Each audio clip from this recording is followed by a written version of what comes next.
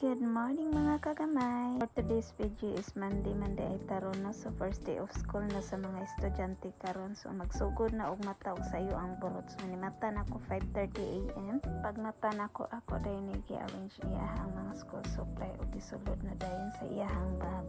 Wala na lang di ko nagdigamo kay nakadigamo naman dahil ako ang igsuon nga bayot. So nakaluto na siya kanon og sudan. So mauna lang ni akong unang gibuhat. Ako na lang gipang-arrange ang mga gamit sa akong anak. Kahuman ako arrange anak. Nag-andam na dayon ko sa iyang tumbler, shoes o uniform niya. Pagkahuman ako na dayon nagipukaw si Zealand kay ako naligoon.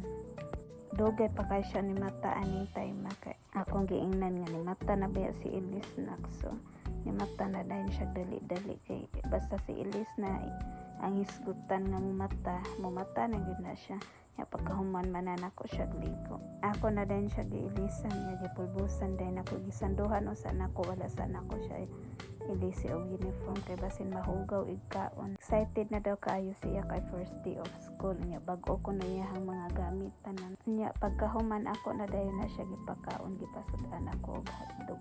Ingani gid ni siya basta magkaon mag-cellphone dayon ambot na lang gid aning bataa. Pagkahuman ako og pakaon sa iyaha ako na dayon ang mainit og puto og tabliya kay nakapalit man kog puto gabi kay ni ato magko carbon.